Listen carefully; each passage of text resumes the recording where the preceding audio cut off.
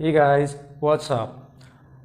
Today I'm about to help you out with a very important topic from aldehyde, ketones, and carboxylic acid, which is like almost second topic from the NCERT book, and it's a hell of a topic, and so is the name. It's called Hell-Vollard-Jelinski reaction.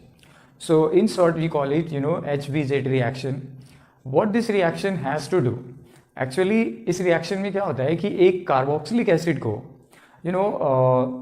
Phosphorus के presence में, ध्यान सुनना है, एक carboxylic acid को phosphorus के presence में और हैलोजन मॉलिक्यूल के प्रेजेंस में जब रिएक्ट करते हैं तो वो एक अल्फा हेलो कार्बोक्सिलिक एसिड में कन्वर्ट होता है। ठीक है, तो इस रिएक्शन में क्या है, हम एक कार्बोक्सिलिक एसिड ले रहे हैं और उस कार्बोक्सिलिक एसिड में एक इंपॉर्टेंट बात का ध्यान रखना है कि इसमें अल्फा हाइड्रोजन होना जरूरी है। ठीक है, तो अगेन आपको एक पुराने टॉपिक से लगता है कि आप फैमिलियर हो रहे हो कि अल्फा हाइड्रोजन वाली बात कहाँ से आ गई। मैं थोड़ा रिमाइंड करवाता हूँ। We did have a couple of topic related to the alpha hydrogen, जहाँ पे हम कैनिज़ेरो रिएक्शन और क्रॉस एल्डोल रिएक्शन और एल्डोल रिएक्शंस के बारे में हमने बात किया था, तो उससे रिलेटेड है। फिलहाल एक बार फिर से बताना चाहता हूँ कि ये आपका अल्फा कार्बन है, तो ऑफकोर्स इसके ऊपर हाइड्रोजन जो है वो अल्फा हाइड्रोजन है। ठीक है, मैं इसकी बात कर रहा हूँ। तो ये क्या नाम है, और ये आपका बीटा होगा, बट हमें उससे मतलब नहीं है। तो इस रिएजेंट को आपको क्या करना है, रेड फॉस्फोरस के साथ रिएक्ट करवाना है, रेड फॉस्फोरस, और इसके साथ साथ आपको कोई भी हैलोजन मॉलिक्यूल लेना है। बट यहाँ हैलोजन मॉलिक्यूल की एक कंडीशन है कि आपका जो हैलोजन मॉलिक्यूल है वो या तो क्लोरीन होगा या वो ब्रोमीन होगा। दूसरी चीज जो आपको इस रिएक्शन के लिए चाहिए इनके अलावा, वो है आपको इसमें वाटर का प्रेजेंस चाहिए। तो एक अल्फा कार्बोक्सिलिक एसिड यानी अल्फा हाइड्रोजन वाले कार्बोक्सिलिक एसिड को रेड फॉस्फोरस और हैलोजन के साथ रिएक्ट करते हैं, where later on water is also use. तो ये जो अल्फा हाइड्रोजन है वो हैलोजन के द्वारा सब्स्टिट्यूट कर दिया जाता है। तो इसका मतलब क्या है कि आपको ये प्रोडक्ट समझ में आ रहा होगा। मैं बात कर रहा हूँ इस प्रोडक्ट की जिसमें हैलोजन की जगह पे क्या आ गया, एक हाइड्रोजन की जगह पे एक हैलोजन आ गया। ठीक है, तो इस प्रोडक्ट को हम बोलते क्या, this is called alpha hello carboxylic acid. This is called alpha hello carboxylic acid. तो ये है हमारा मेन रिएक्शन। हम इसमें बाई प्रोडक्ट में नहीं जा रहे कि क्या बनना है, बट हेल-वोलार्ड-जेलिंस्की रिएक्शन में क्या होता है एक बार फिर से ब्रीफ करता हूं, बिकॉज मुझे इसके मैकेनिज्म को डिस्क्राइब करना है जो बहुत ही इंपॉर्टेंट होगा from competitive point of view, right. तो देखो आप दोबारा से, एक कार्बोक्सिलिक एसिड जिसमें अल्फा हाइड्रोजन है उसको हमने रेड फॉस्फोरस के साथ और हैलोजन के साथ इसको रिएक्ट करवाया इन प्रेजेंस ऑफ वाटर, तो अल्फा हाइड्रोजन रिप्लेस हो जाता है हैलोजन के द्वारा, यानी यहां वाला हाइड्रोजन रिप्लेस होगा हैलोजन से, और तब ये बन जाएगा क्या, अल्फा हेलो कार्बोक्सिलिक एसिड। अब आपके माइंड में क्वेश्चन ये आ रहा होगा कि यहां पर भी तो हाइड्रोजन है, ये क्यों नहीं रिप्लेस हुआ। तो ये मैं आपको समझा पाऊंगा इसके मैकेनिज्म के जरिए। ठीक है, तो अगर ये रिएक्शन क्लियर हो गया हो तो मैं इसके मैकेनिज्म के बारे में बात करना चाहूंगा। तो इन शॉर्ट अगर आपको करना था कि हेल-वोलार्ड-जेलिंस्की रिएक्शन है क्या, तो एक बार मैं फिर से आपको दिमाग में फीड कर रहा हूं। एक कार्बोक्सिलिक एसिड जिसके पास अल्फा हाइड्रोजन है, right, next to the carbonyl carbon, उस कार्बोक्सिलिक एसिड को रेड फॉस्फोरस और हैलोजन के साथ रिएक्ट करना है, और इस रिएक्शन से अल्फा हाइड्रोजन रिप्लेस होकर के हैलोजन में कन्वर्ट होगा, और तब उसे हम बोलेंगे अल्फा हेलो कार्बोक्सिलिक एसिड। ये आपका एक शॉर्ट में मेथड क्रिएट हो गया। ठीक है, अब मैकेनिज्म के जरिए देखते हैं कि रिएक्शन आखिर होता कैसे। Okay, so now let's talk about the mechanism here. So I am writing a bit of that. So we are talking about the mechanism of HVZ। ठीक है, ये हमारे पास टॉपिक है। करना क्या है इसमें, सबसे पहले आप वो कार्बोक्सिलिक एसिड ले लो जो आपने ले रखा है। ठीक है, CH2 and then carbonyl carbon with a hydroxy group. अब यहाँ पे बहुत इंपॉर्टेंट बात क्या है कि आखिर ये रेड फॉस्फोरस और हैलोजन करता है क्या। तो अगर आपको पता है तो ठीक है, अगर आप नहीं जानते हो तो ये ध्यान दो कि फॉस्फोरस, ध्यान से देखना है कि फॉस्फोरस और हैलोजन मिलकर फॉस्फोरस हैलाइड बनाएगा। ये क्या बनाएगा, PX3। तो एक्चुअली PX3 का हम यूज करने वाले हैं। हालांकि जब आप हैलोजन को ज्यादा अमाउंट में लोगे तो PX5 भी बनेगा, बट हम PX3 से काम अपना चलाने वाले हैं। तो यानी इसको हमें रिएक्ट करवाना है किसके साथ, PX3 के साथ। ठीक है, PX3 के साथ। अब ये फॉस्फोरस ट्राईहेलाइड कैसे क्या करेगा वो देखो, बहुत सिंपली आपको क्या करना है, आप पिछले रिएक्शन को याद करो जिसमें हमने एसिड क्लोराइड की बात की थी। तो उस रिएक्शन में क्या था, एक कार्बोक्सिलिक एसिड को जब हम PCl3 से रिएक्ट करवा रहे थे तो वो एसिड क्लोराइड में कन्वर्ट हो रहा था। क्या मतलब कि ये हैलोजन इस OH को रिप्लेस करेगा और अब ये बन जाएगा क्या, RCH2 single bond carbonyl group and this hydroxide will be replaced by the halogen। तो हमने क्या किया, इस हैलोजन को रिप्लेस कर दिया एक हैलोजन मॉलिक्यूल के द्वारा। और ऐसा इसलिए क्योंकि ये एक एसिड क्लोराइड बन गया। मैं I am just mentioning the name here, acid chloride बन गया। ठीक है, तो ये पहला स्टेप अगर आपने समझ लिया है तो अब अगले स्टेप पे ध्यान देना कि हम इसमें क्या करने वाले हैं। ठीक है, अब यहाँ पे इंपॉर्टेंट बात क्या है इसके आगे, वो अगर आप ध्यान से देखो तो मैंने एक टॉपिक आपको 1-2 लेक्चर पहले बताया था, दैट वाज टॉटोमेरिज्म। अब ये टॉटोमेरिज्म क्या है, जिनको भी लगता है कि बड़ा अजीब सा टॉपिक है, मुझे याद नहीं रहता, तो let me remind you. Tautomerism का सिंपल मतलब है कि किसी एक मॉलिक्यूल के अंदर एक कार्बन से दूसरे कार्बन पे प्रोटॉन का शिफ्ट होना।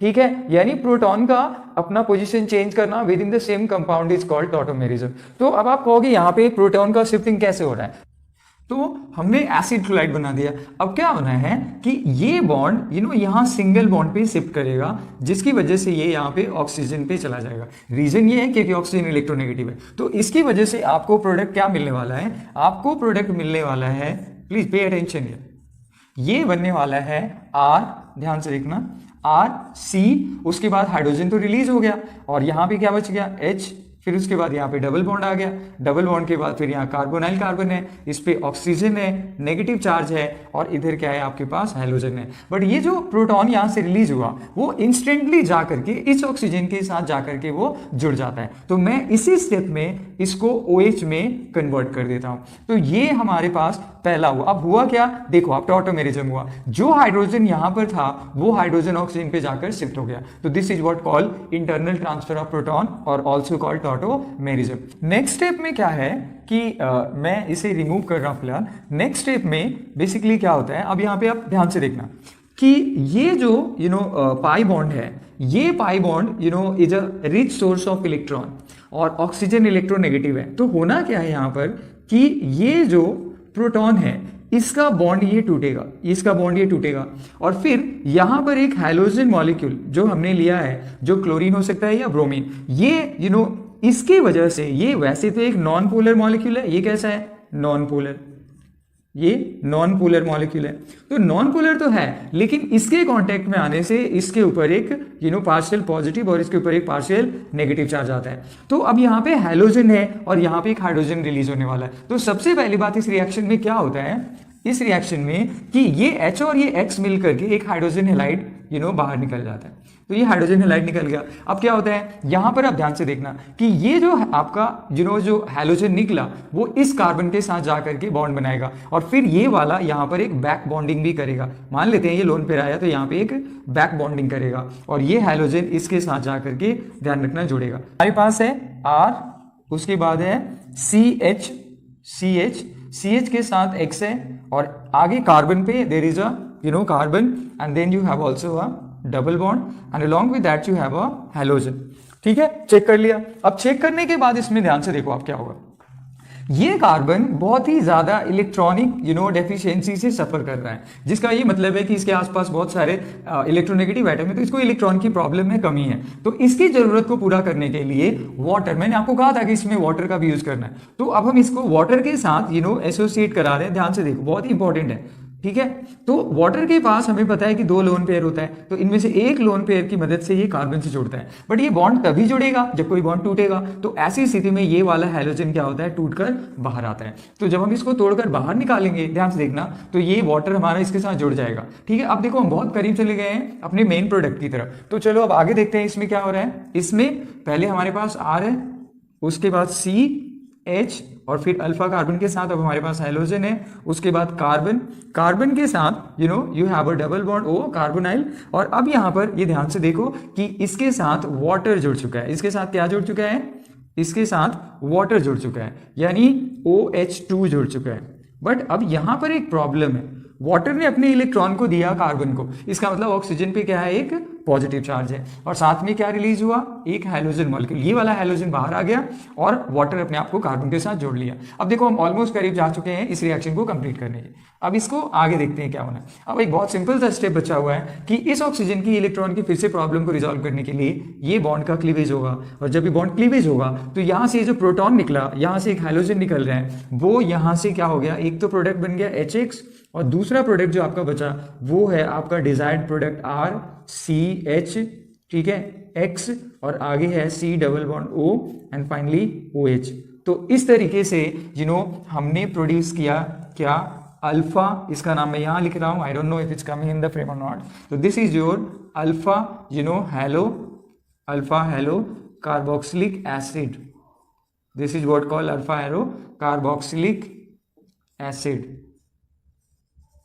ठीक है। तो ये था हमारा मैकेनिज्म। मैं एक बार फिर से रिपीट कर रहा हूं क्योंकि ये थोड़ा हो सकता है कॉम्प्लिकेटेड सा लगे, बट अगेन आई वुड से कि ये कॉम्प्लिकेटेड नहीं है, जस्ट पे अटेंशन एंड आपको क्लियर हो जाएगा। मैं फिर से एक बार बता रहा हूँ, आपको एक अल्फा हाइड्रोजन वाला कार्बोक्सिलिक एसिड लेना है, इसको रेड फॉस्फोरस और हैलोजन के साथ रिएक्ट करना है। एक इंपॉर्टेंट बात का ध्यान रखना है कि यहाँ पे आपका हैलोजन या तो क्लोरीन या ब्रोमीन होगा, मैं इसमें फिर कभी बात करूंगा कि यही दोनों क्यों होगा। एक और इंपॉर्टेंट बात, फॉस्फोरस आपको थोड़ा सा लेना होता है, ठीक है, स्मॉल अमाउंट में फॉस्फोरस लेना होता है, नहीं तो प्रोडक्ट कुछ अलग बनेगा। फिर दूसरे हमें बाद में वाटर की भी जरूरत पड़ती है, तो होगा क्या कि ये जो OH है ये X के द्वारा रिप्लेस हो जाएगा, ठीक है ना, ये जो हमारा ये जो अल्फा हाइड्रोजन है ये हैलोजन से रिप्लेस होगा और फाइनली बन जाएगा क्या, अल्फा हेलो कार्बोक्सिलिक एसिड। तो ये तो हो गया डायरेक्ट रिएक्शन याद करने का तरीका। अब बात करते हैं कि इसका मैकेनिज्म क्या था। मैंने मैकेनिज्म को यहाँ ब्रीफ कर रखा है, अब इसको आप ध्यान से देखो। सबसे पहली चीज जो इसमें देखना है, एक कार्बोक्सिलिक एसिड है और ये PX3 कहां से आया। जब रेड फॉस्फोरस को आप हैलोजन के साथ रिएक्ट करवाते हो तो PX3 बनाएगा, ठीक है। तो जब आपने रेड फॉस्फोरस को हैलोजन के साथ रिएक्ट किया तो PX3 यानी फॉस्फोरस ट्राइहैलाइड या पेंटाइलाइड बनेगा, ठीक है ना। तो अब हमने इसको फॉस्फोरस ट्राइहैलाइड या पेंटाइलाइड से रिएक्ट करवाया। अब होना क्या है, आप याद करो एसिड क्लोराइड बनाने का तरीका, जिसमें हम क्या करते थे, अगर PCl3 या PCl5 से रिएक्ट करते थे तो एसिड क्लोराइड बनता था, OH हटकर उसकी जगह पे हैलोजन आता था। तो हमने क्या किया, OH को हटाया, उसकी जगह पे हैलोजन लगा दिया। इसके बाद टॉटोमेरिज्म हो रहा है। टॉटोमेरिज्म का मतलब क्या है, यहां से जो प्रोटॉन है वो किसी और एटम पे शिफ्ट होगा एक ही कंपाउंड में। तो ये प्रोटॉन जा रहा है यहाँ पर, तो देखो हमने इस प्रोटॉन को यहाँ पे शिफ्ट कर दिया। जब हमने शिफ्ट कर दिया तो ये भी एक OH ग्रुप में कन्वर्ट हो गया। अब यहाँ प्रॉब्लम क्या है कि ये कार्बन इलेक्ट्रॉन डेफिशिएंसी सफर कर रहा है, ठीक है। तो इसमें क्या होना है कि ये एक अल्फा कार्बन है, इसकी एसिडिटी स्ट्रॉन्ग है, तो यहाँ पे एक न्यूट्रल मॉलिक्यूल हैलोजन इसके कांटेक्ट में आएगा। जब ये हैलोजन मॉलिक्यूल इसके कांटेक्ट में आएगा तो इसके ऊपर भी एक पोलैरिटी शिफ्ट हो जाएगी, जिसको हम बोलते हैं डाइपोल इंड्यूस्ड डाइपोल मोमेंट। तो इसकी वजह से एक हैलोजन कार्बन जुड़ेगा, बट ऐसा करने के लिए आपको ध्यान रखना है कि ये जब यहाँ पे जुड़ेगा तो ये भी ध्यान रखना है कि वापस यहाँ पे बैक बॉन्डिंग होगा। तो बैक बॉन्डिंग तभी होगा, लेकिन ये वाला आप ये भी ध्यान रखो कि ये इलेक्ट्रॉन यहाँ पे शिफ्ट हो रहा है, तो इस इलेक्ट्रॉन के जरिए ये हैलोजन जुड़ रहा है। फाइनली क्या आ गया, R, C के साथ X आ गया, डबल हमारा सिंगल में कन्वर्ट हो गया और फिर कार्बन डबल बॉन्ड के साथ रिस्टोर हो गया। फाइनली हमारे पास X है। अब क्या होना है, ये कार्बन इलेक्ट्रोफिलिक नेचर का हो गया, इलेक्ट्रॉन की प्रॉब्लम है इसको। फिर एक वाटर मॉलिक्यूल को यूज किया गया, वाटर ने अपने इलेक्ट्रॉन को देकर के इसके साथ रिएक्ट किया, बट एक बॉन्ड बनने के लिए दूसरा बॉन्ड टूटना जरूरी है। तो ये वाला बॉन्ड बहुत ज्यादा पोलर है, ये बॉन्ड टूट गया। जब ये बॉन्ड टूटेगा हैलोजन बाहर निकलेगा, ठीक है, और फिर ये OH या OH2 हमारे पास जुड़ गया। तो मैंने इसको डायरेक्टली यहाँ पे कॉपी कर दिया।